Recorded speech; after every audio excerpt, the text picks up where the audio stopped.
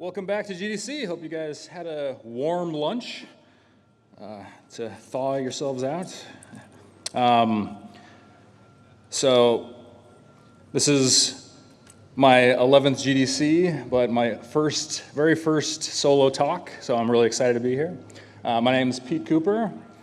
I am a little bit about myself. I'm a pretty hardcore gamer, and I have been playing, making, and designing games my whole life. This is my at-home work studio space. I try to make sure I don't have too many distractions. So I've been making games for quite a while. Here's some of the games I've helped ship over the past 15 years. I'm also the co-founder and creative director at Gamers for Good, which is a nonprofit organization that I run with my wonderful wife, Liz, who's in the back there with the purple hair. Hey, Liz. And I've been privileged to be part of the art leadership team at Riot Games for the past 5 years. All right, so I'm here to talk about internal game jams. So when Keith first asked me to give this talk, I was a little surprised because it doesn't seem like it's super art specific. But when I thought about it, it is relevant because as art leaders, it's our responsibility to keep our teams creative, highly motivated and energized, as well as ensuring they continuously have great opportunities to learn and grow. So before I get ahead of myself, I want to make sure everyone here knows what a game jam is. Is there anybody here who doesn't know? Hey, I got 1, 2. All right, so a standard definition of game jam is making games within a super short time frame. In most cases, it's 48 hours-ish. I've seen them go as long as a week, and I've seen them go as short as 8 hours, but it's normally a couple days.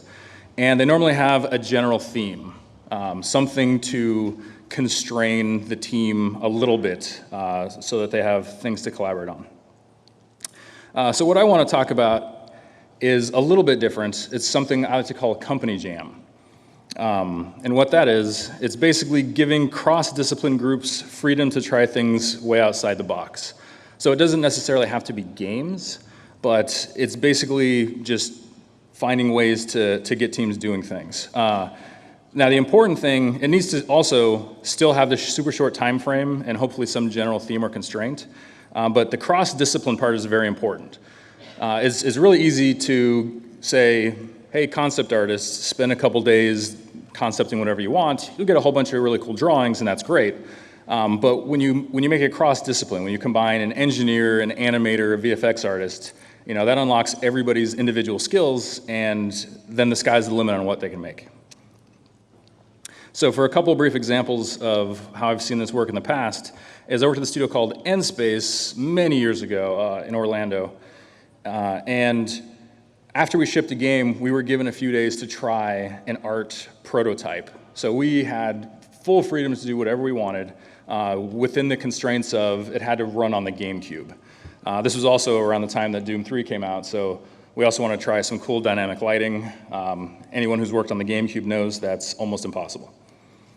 And another example is when I worked at Blizzard on Diablo 3, there was a point where all the designers were all trying to solve a specific problem, and a bunch of the rest of us were given a few days to figure out and implement any dungeon mechanic ideas we wanted. We came up with a whole bunch of really cool things, and it was really great because when we presented to the designers, they were really surprised on what we were able to come up with on our own. Now, the best example I've ever seen of this is something called Riot Thunderdome. And here is a 5-minute video that will explain it better than I will. Thunderdome starts with this jolt of adrenaline. 3 days, over 70 teams. We've got over 380 people participating in Thunderdome. It's really about getting teams together to just try kind of moonshot type things. If you're doing Thunderdome with the people that you work with every day, you're doing Thunderdome wrong. The team and I are taking League of Legends characters, and we're actually making a fighting game. We're working on a project to basically build some robot minions and have them fight. So we're working on a game called Clash of Fates. 2 players playing head-to-head. Whoever has the fastest reaction time wins out. Yeah, let's go and get all the stuff over there. we're gonna try to take 6 months of work and put it into 3 days. So the planning process needs to be really fast and really tight. We're doing something entirely different than our day jobs, and this is a chance for us to work together on not only something that we can team up and use our skills on, but on something we can develop new skills together with. So, do you want to start mocking up UI or anything? Yeah, I mean, just anything that we need to get to here. So first priority is the health bar thing. We had some hiccups with the Roombas that we ordered. We're a little bit out of date models because we were trying to be on a budget. They're actually 2 months too old to really truly be hackable. So that's a really big challenge. We should have a rough something on a screen in 2 hours. 2 hours. It's not just about getting everything done, it's about also them playing it and changing it and playing it and changing it. It's a cool opportunity to try out new technology, play with some stuff that I've been eyeing in the past few months, and really push myself to see what I'll be able to do in the next 48 hours. I'll probably take the animations that we built, the first step, and we'll see what all the integration steps are. Got it. Break. Okay, let's do it. All right.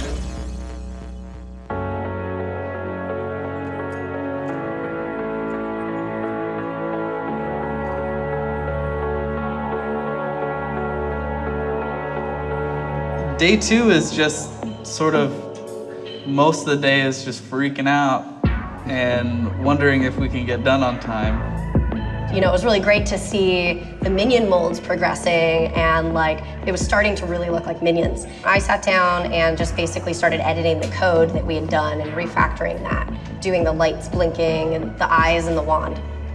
For me, I don't ever touch code, and you know, being able to do that and play around with electronics for a couple days was really cool. I'm pretty sure what's gonna end up happening is everybody will have something awesome on their own machine, and then we'll mash it all together, and they're gonna be like, oh crap, Frankenstein fighting game. Okay, I really do have to darken those little statues so they look like they're too bright. It's like, you know, can we still get everything done if we stay up all night? It's not loading any else, it's fine. Start making the tough choices. What's up with the music? That was Chris. Oh, got it.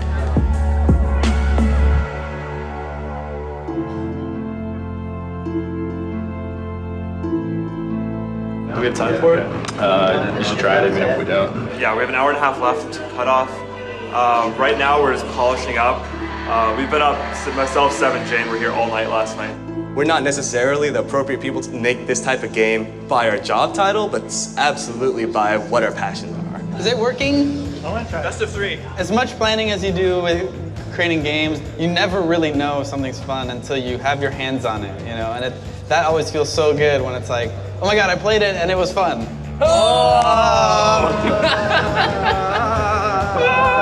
We were changing versions at the very last minute. I'm down to the wire on pencils down. We're rushing around trying to finish everything and put the finishing touches on the minions, both visually and in the code. So trying to finish all of that in just a couple hours was a little bit hectic. That's working. That's working. We're like, you know what? This is what we're going with. This is good enough. This is our victory dance. It's official now. It's the moment of truth. Wait for it! Yes! Yes! Yes!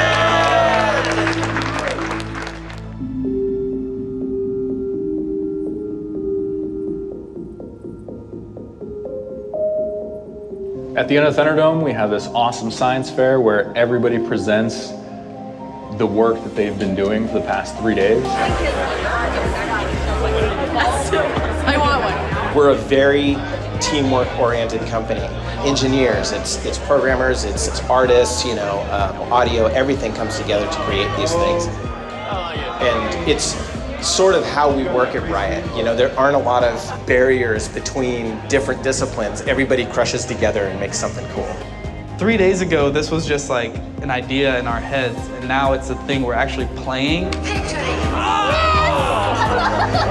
People get joy out of it, that's what I want. Each Thunderdome, we try something more and more difficult until one day, maybe we'll be doing something that we didn't even imagine we could do. I have the idea. The whole team. Those guys over there. To me, this just reinforces how special a place this is. You guys continue to amaze me every time. Thanks. All right, that's Thunderdome. And that's the end of my talk. Thanks. Okay, so I want to talk about 6 of my personal Thunderdome experiences and what I've learned from them and what value I think doing these type of jams for any company has. Okay, so my first Thunderdome was about a month after I started at Riot. This was close to 6 years ago at this point. And I was initially on the environment team, so that crew decided that they really wanted to make a new map. They wanted to give that a try. So we had these 7 guys, and this was our team comp. You can probably see some challenges already here. So this was super exciting this is a 48-hour jam, and this was very exciting for about the first 15 hours. But then you realize, okay, we're ultimately this exact same team doing the exact same job. And by hour 25, you have people who had no energy, people who were actually fighting amongst themselves, and the inevitable ran out of time. Artists are notorious for being horrible at time management, at least in my experience. So that was pretty rough. So lessons learned, team composition matters. Having all one discipline is a pretty bad idea.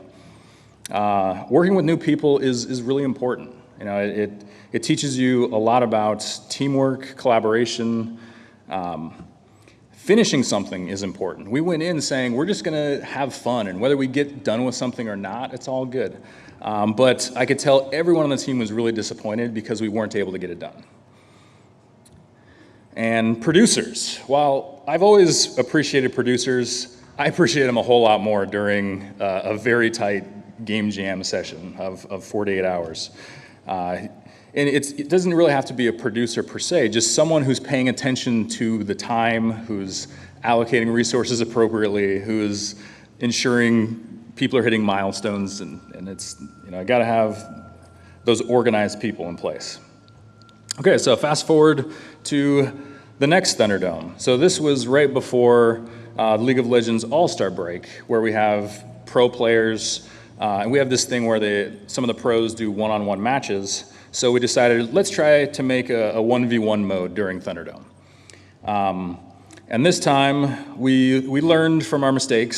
So we actually had a real team with designers, engineers, producers, and QA, and audio. That was good. So a few key things that happened. At the beginning, we were thinking about themes. What could the themes be? And someone had an idea to use Magma Chamber. So for History on Magma Chamber, this was an old map that we were trying to make for players a long time ago, a huge map, and it ended up getting canceled for a lot of reasons, and there was a lot of disappointed players. So someone had the idea of, hey, let's just redo Magma Chamber in this, and maybe players will think that's cool. Next thing, this is my buddy Chris Haga. He's amazing guy for anyone who knows him. So Chris Haga is a super soldier Viking, and he's like, we don't need sleep, we're just going all in, let's do this. By hour 15, Chris Haga was a fucking zombie. Like, he was completely useless. He was the sole VFX artist on the team. I hope he's here. Is he here? But anyway, we were trolling him by just asking him, hey, when are you gonna have that lava fall in that he was working on? And he kept saying, I'll get it in 10 minutes. We would ask him in an hour, and he'd say the same thing. I don't even think he had any understanding of time for about a 10-hour gap. So that didn't work out too well. But besides that, we did have a producer, and other than Chris Haga, like, we were able to allocate resources properly, get everything working. And that was fantastic. We weren't stressed about anything because someone was paying attention to everything that had to get done. And another thing was at 6 a.m., my awesome wife brought us breakfast burritos one day, and that was pretty amazing. Thanks, Liz. So here is the map we ended up with. This was the Magma Chamber, dark lava theme. There's Chris Haga's lava falls he actually managed to get in. So this was pretty cool. We were really happy with it. We had fun making it, and overall it was great. But something we realized is there was another team that was doing something that they were having even more fun with. So this is a character on the left, Hecarim in League of Legends. He's like a dark Shadow Isles centaur evil dude. And one of the crews had the idea of doing an arcade skin line, which is really over-the-top silly stuff. And there was producers at the company who didn't think this was a great idea, so they'd used Thunderdome to prove it. And during the development of this, these guys were having a blast. I mean, they were making 8-bit pixel VFX. We could go by and hear all the silly-ass sound effects they were trying to make, all these beep-boop bops, and I mean, rainbow unicorn horns, and they were just having such a great time. And that was a pretty eye-opening experience. So while this was really great, it made me realize, okay, this is tonally pretty similar to what we regularly do. We do a lot of fun, silly stuff, but I'd say 90% of it is kind of in the little more serious space. So this is where I decided that going forward, we want to do more lighthearted stuff. Another thing that happened is some players thought the magma chamber thing was cool, other players not so much. Because we promised this huge thing and then ended up canceling it, then when we showed them this tiny little thing that we made, look, we brought magma chamber back. They're like, bullshit. That's not it. So they were pretty disappointed in that. And then we weren't actually able to ship this mode to them. We were trying to, but we had server issues, so we couldn't get it done. So they were double upset about that. So lessons learned this time. Number 1, sleep is good. That kind of sounds like a no-brainer, but I've seen a lot of people try to do game jams and try to do the all-nighter thing, and sometimes it works out great, but every time I've seen people just go home, sleep, come back fresh, you end up getting a lot more done anyway. Player expectations. You know, if you promise something to players, don't surprise them by saying, look, we made it something else. Isn't that cool? Team size doesn't matter when you have organized people. We thought this team was a little large. It was 10 people. So we were a little concerned, but it ended up working out perfectly fine because someone was paying attention. Someone was organized. And finally, theme and tone can affect work tone. So because you're in such a tight time frame, I feel like doing more lighthearted things keeps the entire tone of the project and the tone of the team in a much happier place. Okay, so next time on Thunderdome. This time we decided, let's make a map skin. All right, so for a little context, this is ARAM. This is a mode in League of Legends, 5v5 single lane. And this is Alex Gonzalez, one of my good buddies and amazing concept artists. And one Monday, he comes to work and says, hey, check this out. I did this drawing over the weekend. I think it would be really cool if we made a map skin of ARAM. What do you think of this? I'm like, wow, this is really cool. This is awesome. We've never done a map skin before. Maybe we should try that. I'll talk to the production crew and see if somewhere down the line we can get this on a schedule somewhere. And he's like, well, Thunderdome's coming up. How about we just do it for Thunderdome? And my initial reaction was like, what? Look at how much content that is. That's insanity. And then I was looking at it, I'm like, you know, there's a lot of stuff that's kind of duplicated. You know, we may be able to pull it off, but we're going to need a pretty big team if we're going to do it. So we decided, all right, let's just see how big a team we can make. So we got a team of 25 people. I believe 20 of the 25 were artists. This is a very art-heavy experiment. So a couple key things that happened. So right before it started, I went to Party City and bought a whole bunch of stupid pirate props.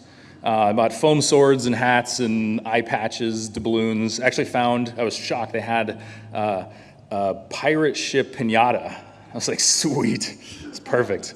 So in order to try to keep the fun going, I wanted to do that, and that actually really helped. This was really important. Say yes to everything. So one of our jobs as leaders is actually to not specifically shoot down ideas, but we have to block a lot of crazy things from going into our products because we have a cohesive vision that we have to uphold. So during game jam scenarios, this is an amazing opportunity to let people put in whatever crazy, absurd, nutty ideas they want to. So anytime anyone walked up to me and said, hey, what do you think of this? I'm like, that sounds ridiculous, let's do it. And this is actually where I fell in love with whiteboards. There was a point, so there was huge concern. 20 artists, we're gonna be stepping on each other's toes left and right. This is gonna be a total disaster. And I've never been able to get artists to use Jira or Trello or any of these damn tracking things. Does any artist here like Jira? Are you a tech artist? All right. So Tim Hill, our producer at the time, he rolled in a whiteboard and was like, guys, just write down all the shit you want to do. And we'll just write it all down on the board, and then just put your name next to the thing you're putting in, and when you check it in, cross it off. And that was phenomenal. That was the most amazing, eye-opening thing. Because anytime anyone can get up, you can just look over and say, oh, hey, Steve's working on the river, and Bob's working on X and Y, and it was really great. We stopped a lot of people from stepping on each other's toes, and that made me fall in love with whiteboards, and I've used them ever since. So here's a video of our production. So we started by stripping everything out of the map, and then we did a build every couple hours that showed all the crap that was going in. So, man, we put in so much stuff into this. It was pretty nutty how fast it went in. And I ripped the audio out of this because I asked someone for this video, and I think they trolled me by putting the Pirates of the Caribbean old ride theme on it, and it was super obnoxious.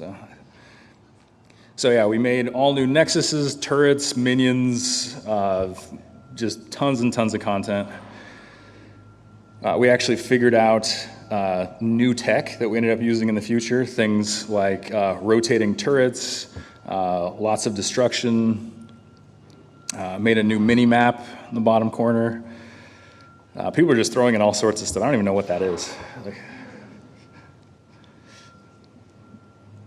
Yeah, there's the rotating turrets. That was really cool.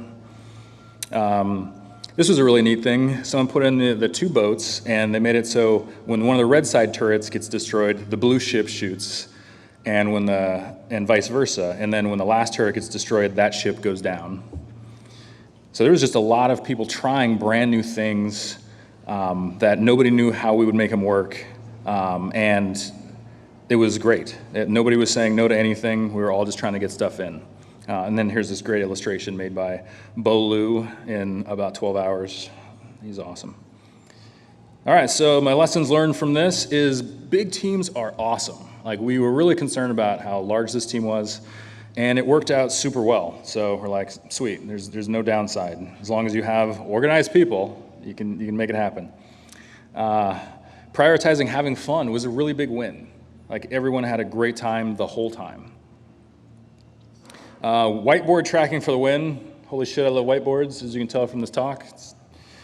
And yes to all ideas. And not just yes to all ideas. It's one thing to give someone permission to do a thing. It's another thing to be really supportive about it. So if someone comes up and is like, hey, I got this idea, cool. Not only can you get it in, what can I do to support you from getting it in? You know, can I help you make a model? Can I help you animate something? And that was a big win. And we also found out we can make a ton of content really quickly. After this Thunderdome, we had people from all over the company coming up and saying, how are you moving so fast? How can we figure out how to get this type of urgency, this type of speed into our regular daily jobs? We surprised a lot of people on the team and outside the team, and that was really fantastic. And this is where I decided that I want to change goals for how I want to go forward with Thunderdome. So one of the things, and I love Riot, but one of the issues that I have is we have a lot of people who kind of fall into the paralysis by analysis camp. We have philosophical debates about, you know, the trim of a frame on an icon sometimes. So I wanted to use Thunderdome to show people and remind people how quickly we can move, how fast we can make decisions. So here are some of the goals that we moved forward with. Make games without over-planning. Do as little pre-production as we possibly can. Go in pretty blind and see what we can do on the fly. Get lots of people involved. I wanted to grab people from all over the company to make sure we're working with lots of new people and exposing as many people to this type of jams as possible. And finally, push people out of their comfort zones. Try to get people learning, try to get everyone learning something new every time we do one of these jams. Okay, so fast forwarding. So we've done a bunch of modes, some maps, a lot of these little things. We're like, all right, this time we're just gonna straight up make a game. Let's see what we can do. So someone came up with a very basic idea of a minion side scroller. And then I was like, cool, that's a great idea. Let's leave it at that. And of course, people want to, oh, well, let's plan some stuff out. No, stop. That's it. That's no planning. Don't do it. Caught a couple people trying, blocked them. Stop it. Burn that. Let's not do it. Okay, so we actually ended up with another 25-person team. It wasn't the same. We had about 10 people from the old team and about 15 new people. We actually grabbed a couple people that this was like their first week at Riot. Brand new people, so lots of new faces. We found a room that had a gigantic whiteboard, which was awesome. I was like, okay, right when it starts, we have a beginning, because minions start at a crystal, then they go to the other side crystal. So we have a beginning and an end of the game. Now everyone just throw out whatever ideas come to mind. What do you guys want to see in the game? And so we did this ridiculous brainstorm of, hey, let's throw some minions in there. Let's have an epic forest vista. Let's drop Anivia, the ice bird, in there and have her drop ice walls. And we'll throw Ziggs throwing bombs and have cannon minions and have Nautilus in mid lane smashing 100 minions. And then you go into the jungle and there's crabs and people just threw out a million ridiculous, absurd ideas. And then you blow up the crystal at the end after you fight a super mech minion. And I was like, all right, sweet. Now we have 40-something hours. Where's the producer to organize this? So 48 hours of development, some really cool things happened. First off, we decided to do Flash-style 2D style development. And this is primarily because no one on the team has ever done this. So we wanted to get people learning new things. And this was amazing. In the first few hours, there was constantly people going, hey, I figured out how to do this thing. And then 5 other people crowd around them and go, oh, sweet, I see, now I get it. We had concept artists learning new things, animators, everyone across the board was learning a brand new way to build things. This was the first time we purposely kicked everyone out. We're like, all right.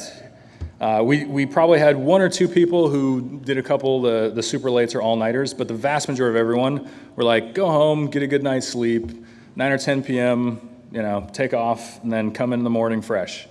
And it worked out really well. And the other thing is, we spent so much time focusing on learning and putting a million things in the game that we forgot about the all-important thing of iterating. We had 0 time, so the game was put together, it was Frankenstein together at the very, very last minute, so we're like, we don't know if this game is any good. So here's a video. Of course, you gotta start with that screen. So we made this really cool intro. I love motion graphics people, they're hot. So we started as a single player game and then like 5 minutes before it ended, hey, let's just do multiplayer, why not? So we just had this super fun, silly minion game. And no time to animate Anivia, throw her up in the air and shoot, sweet. All right, so this video is really long, so I'm just gonna take screenshots. So we fight shit tons of minions, you fight a cannon minion, then you have Nautilus, and then you go into a jungle. We made a ton of different environments. You fight the epic crab boss, and then you go to the river, where you fight piranhas and all sorts of other crap, and then you go to the other outside and you fight towers, and then here's the ultra minion mech, and there's a ton of stuff between this. And then you go to the Nexus, and then Garen comes in and takes the last hit and takes credit for the win. that's why it's called Last Hit. So this was a pretty amazing experience, and there's some really good lessons learned from this. Number one, we can make a game with almost no planning, and that was really cool to see. It surprised a lot of people on the team, and I think it woke up a lot of people to that reality. Number two, no crunch needed. You can totally, get some sleep. Prioritize. You can do jams without doing all-nighters. It's totally doable. Accelerated learning for the win. I think this is the biggest amazing lesson. Like, we all know people on our teams who say, oh, I really want to learn this new program. I really want to learn this new thing. I'm going to put it on my 6-month, personal development plan, and hopefully I'll find time to do tutorials. And then 2 years later, they still don't know it. So forcing people to learn things during a game jam is amazing, because you only have 2 days. You're going to learn it because all these other people are counting on you to learn it. So no one wants to let the team down, so that's a pretty amazing thing. And finally, this game kind of sucks because we just didn't think of it as a game for some reason. We just didn't think about iterating on it. All right, so fast forward. This time, let's make a good game with no planning. So one of the things I realized afterwards is we didn't do a lot of planning, but because we already had a theme, everyone already kind of had in their mind, all right, we know what it's going to look like. We know the characters, So this time, no theme, no nothing, zero planning. Other than we did say we want to make a twin-stick shooter, but that is it. This time, we brought in a bunch more people. I was actually inviting people who've never made games before. At this point, I'm inviting people from HR, from facilities, finance. Like, come on, who wants to help learn something to make a game? Let's do it.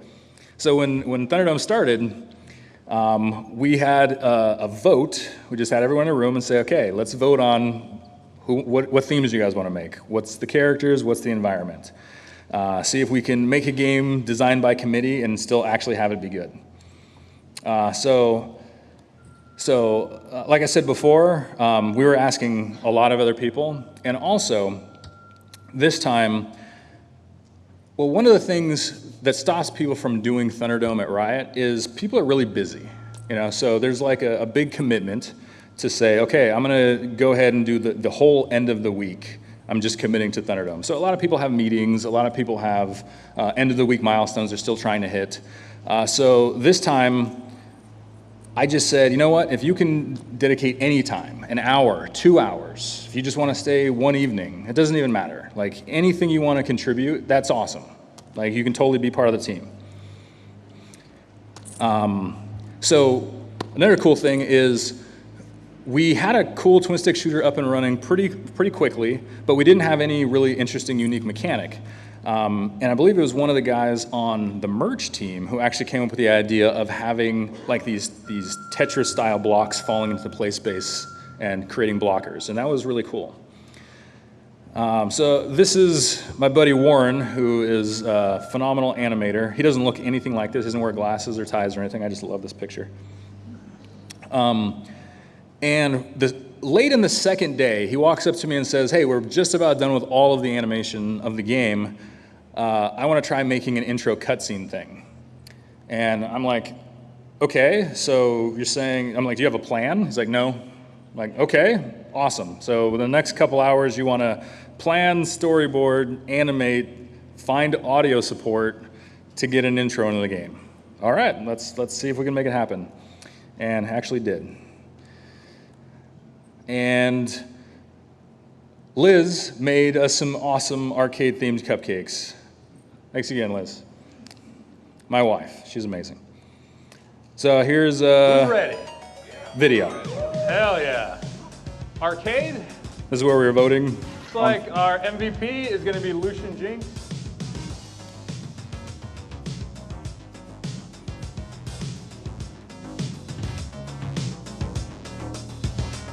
Super Arcade Gunners 2Z something. This is where we're voting on names. Some of the dumbest name ideas. Oh shit. 5 minutes.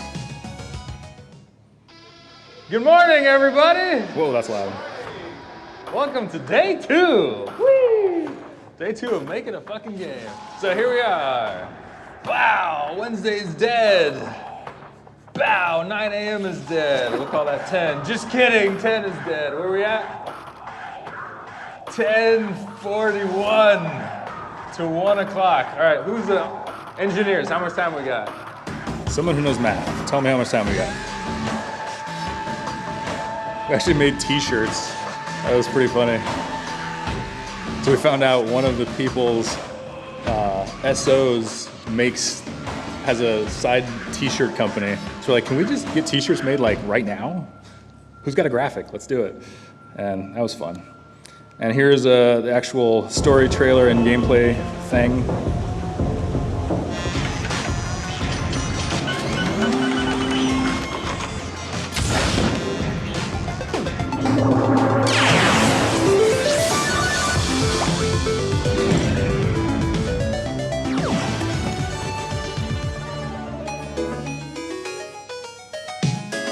Zero Iteration was the name of our team. Just kind of trolling ourselves.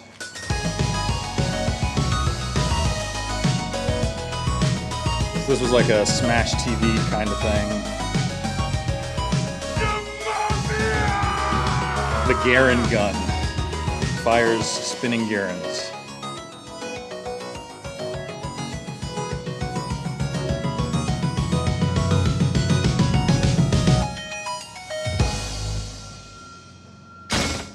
All right, and that was my first attempt at pixel art. Someone's like, hey, we need a cover. Oh, yeah, pixel art. That'll take about an hour. Yeah, I was wrong. So, lessons learned. Pixel art is fucking hard. Bonus props to everyone who makes pixel art. I was surprised. I've never actually done it before.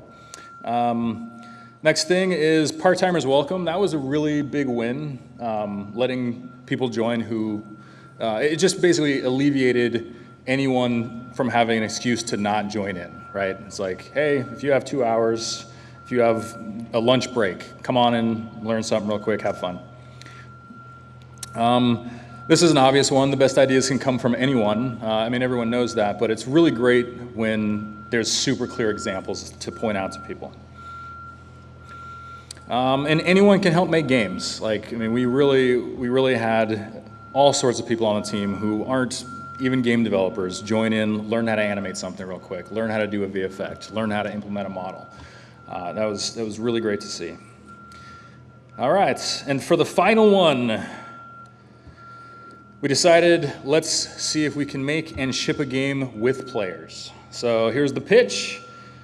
It was, we're gonna come up with 5 different game types and a whole bunch of themes and create a survey, put it on the League of Legends forums and let players vote on what it is. And we'll have the voting end the minute Thunderdome starts. So there's 0 chance for any pre-production whatsoever. So we know what it is that we're making right when it starts. Talk to players live. So give players live updates, give them builds, take their feedback. And then the goal is to build, finish, and ship a game in 48 hours. So we wanted to have it up for anyone to download and play by the time Thunderdome ended. At this point, I have no idea how big the team is. I think someone brought in their mom at one point. It was massive. I don't even know how we organized that. So here's the thing we threw up on the forum. So yeah, we had the 5 different game types: Infinite Runner, Match 3, 2D platformer, gallery shooter, and a rhythm game. I was really pulling for rhythm game, but the vote ended up being 2D platformer in the arcade theme. Arcade theme is popular, you know, thanks to that team, Thunderdome, back in the day. All right, so let's just hop right into one of the dev videos. It's great having people who are recording shit for you.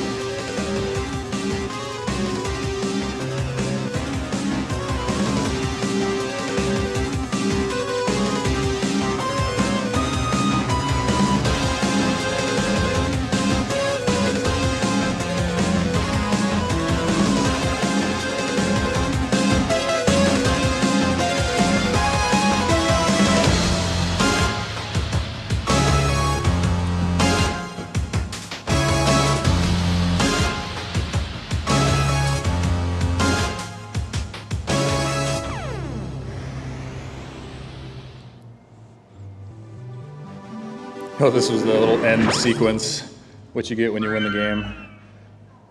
Doran's ring, that is a shitty item for anyone who doesn't play League. It's a great starter item, I shouldn't say shitty.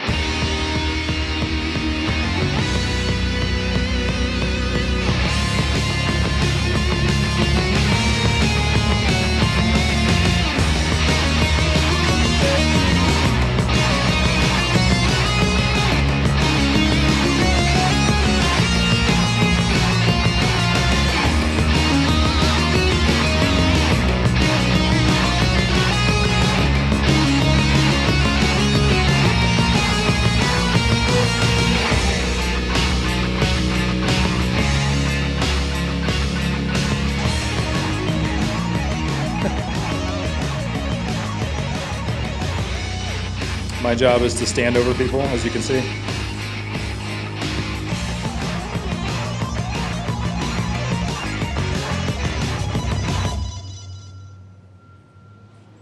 All right, so despite getting everyone to spend time communicating with players, getting feedback, all the enemies in the game were originally concepted by just some random people on the forums.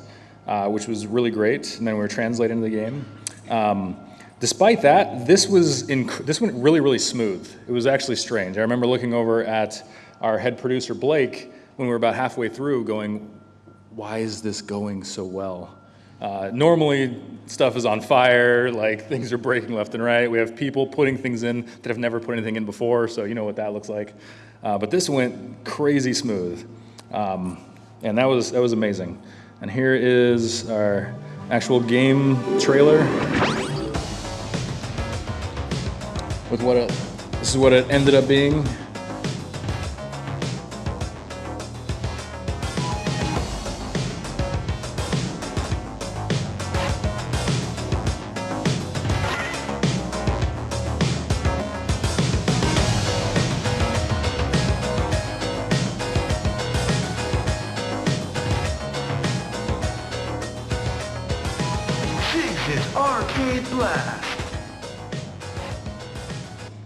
All right, so lessons learned. Number one, planning is overrated. I mean, obviously this is a gross generalization, but you know, we proved multiple times that teams can absolutely make things without any kind of pre-production, just making things on the fly, and it's absolutely doable, and it actually greatly raises teams' confidence level in themselves and their abilities. Engaging with players is amazing. That was a really great thing. Interacting with your audience is hugely beneficial. I believe it actually keeps and creates long-term fans, and just it actually made me want to start streaming myself. It was really great to just be part of the actual player community. And we proved that we could kind of accomplish anything. So that was really great. Okay, so before I end, I want to talk quickly about some Game Jam resources. Now, not every studio has the resources of a Riot Games or has the ability to actually make a giant Thunderdome style thing happen. But there's a lot of great resources out there that exist that can help figure out how to make a game jam possible. One great thing is, I can't talk about game jams without talking about Global Game Jam.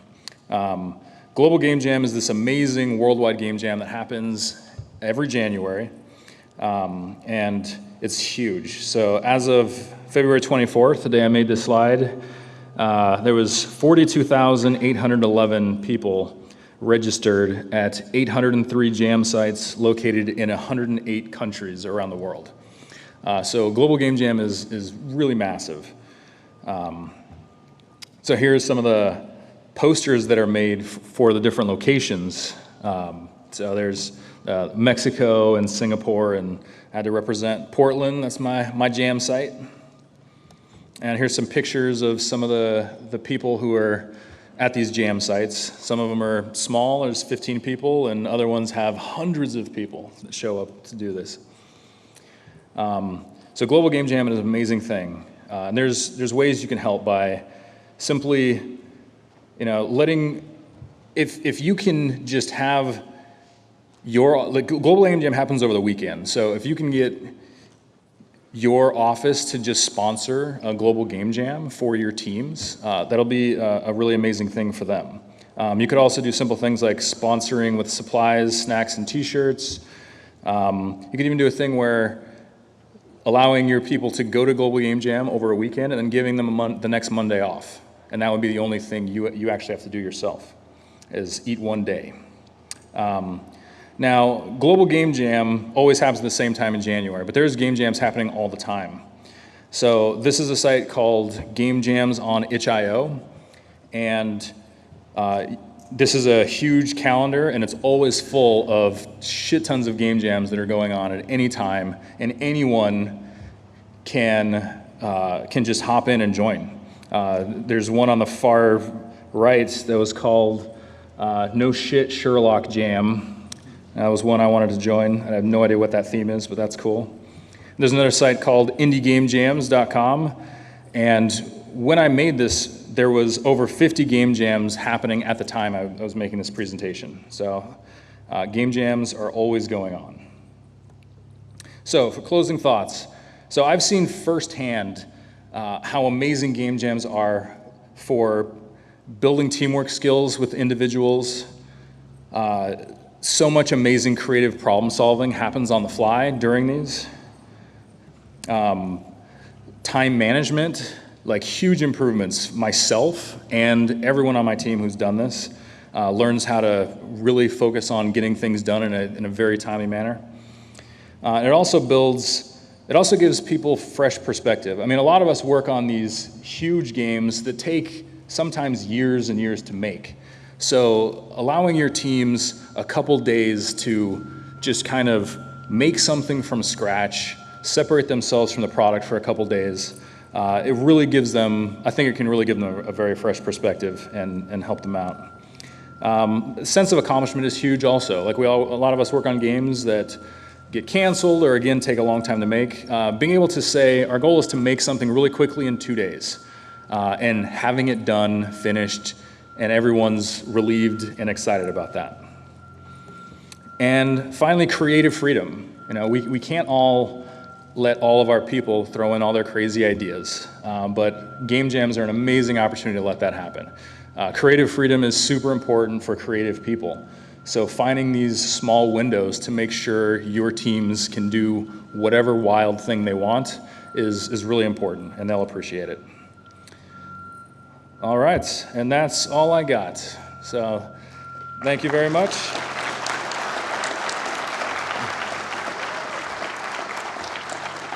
Oh, one thing I forgot, please silence your phones. Thanks. And please fill out the survey so we can get some feedback. And now it's time for Q&A. If anyone has any questions at all, I'll leave up the resources. And the last one is gamersforgood.com, my nonprofit organization. If anyone has any questions or wants any ideas for how they can get their teams involved in game jams, hit me up. I'd be glad to help you with that.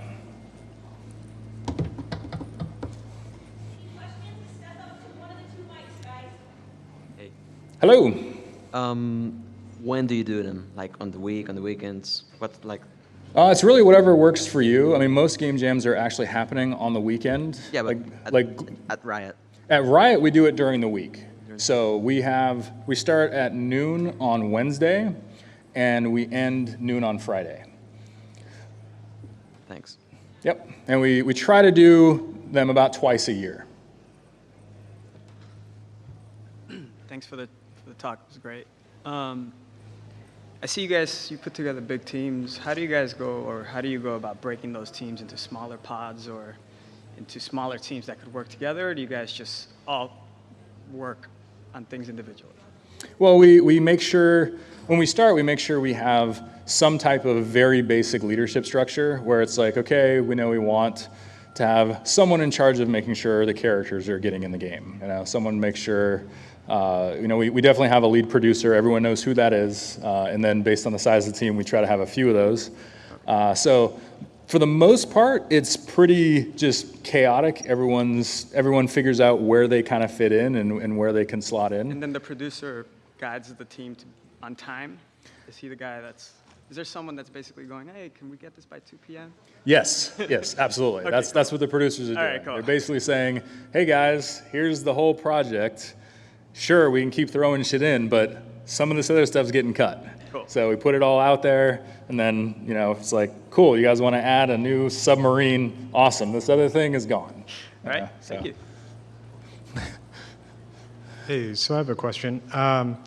One of the kind of points throughout with these different examples was this sort of danger of paralysis analysis and the danger of over-planning these things and that kind of stuff. But I wonder, like with the examples you gave, a lot of these are kind of known genres that people know what a twin-stick shooter is and what a 2D platformer is. How much do you think that helped, and can you speak to how that benefited the process?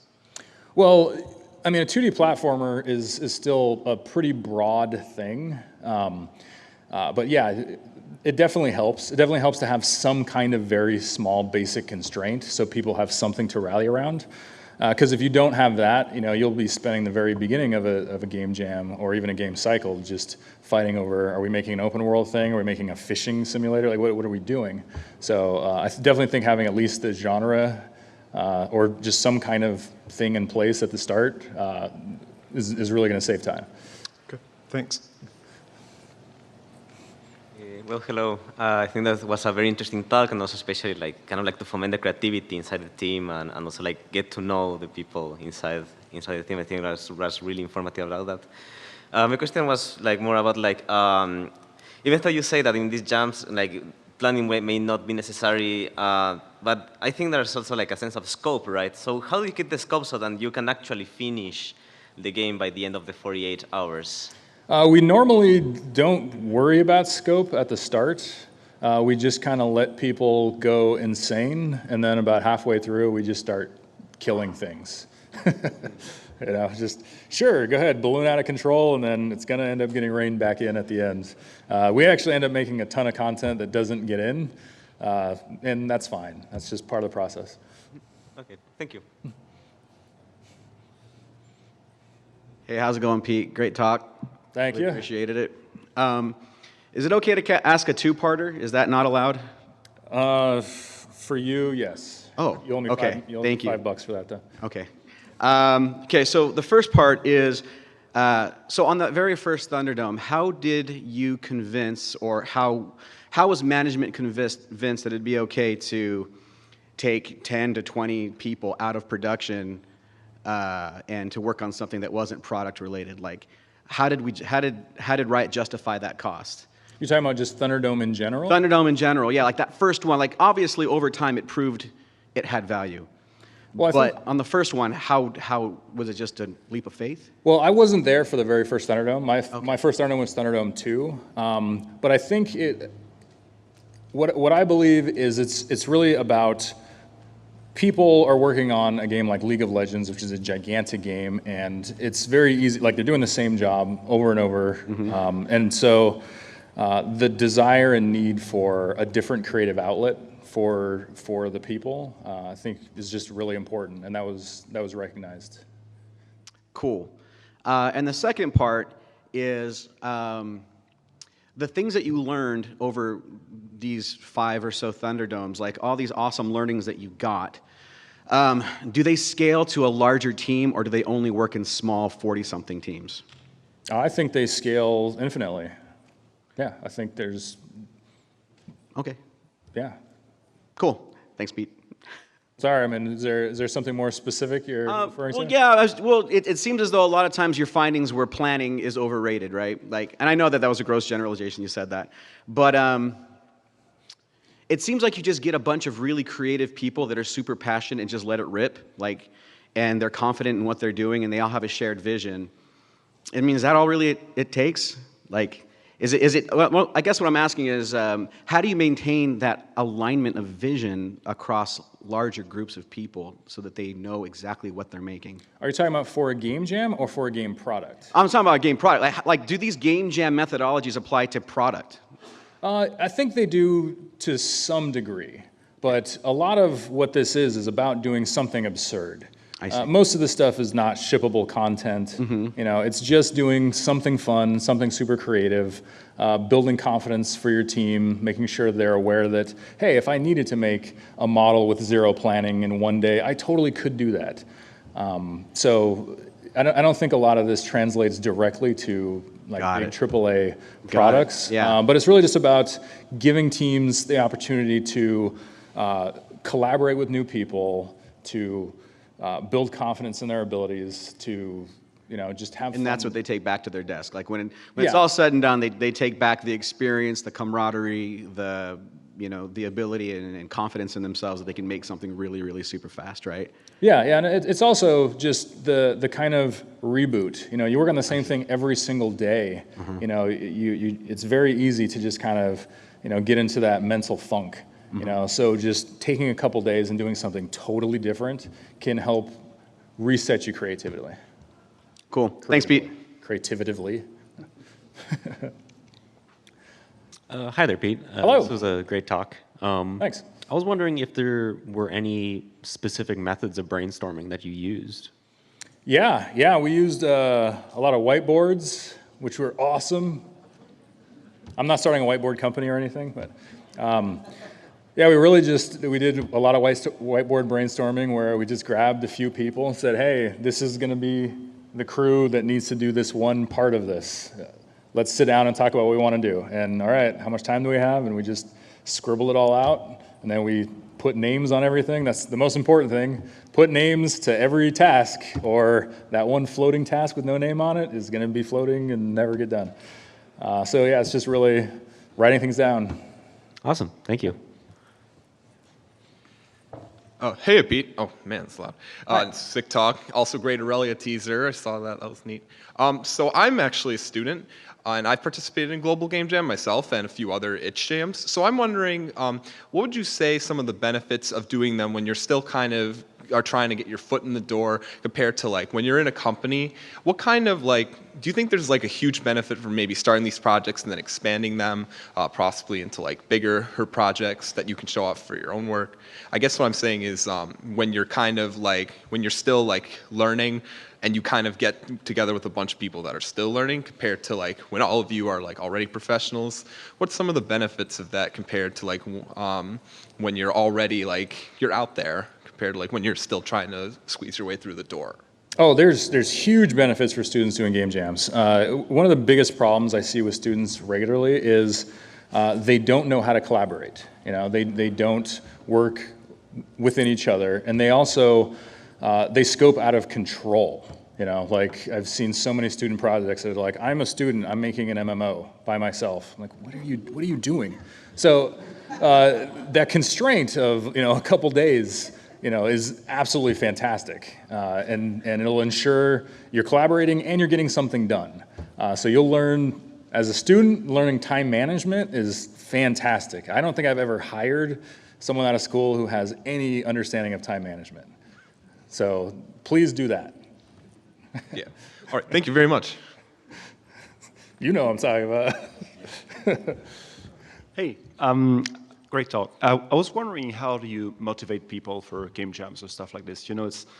It's quite common in the video games industry that people lose motivation to try new things or get out of their comfort zone, and they tend to be very hard to motivate. And that is a great opportunity to get people to do new stuff. And I was wondering if you had any advice to give or any opinion on that. Absolutely. I mean, I think the best motivation is leading by example. If you're a leader of a crew and you suggest doing a game jam and they're like, we don't really want to, do it yourself. Join another crew, and then bring it back to work. Say, hey, this is what we made. This was great. This is what I learned. Do a presentation about it. Talk about it. Say, look at all the benefits that come from this. So I just think leading by example is the ultimate motivator. Okay. Thank you.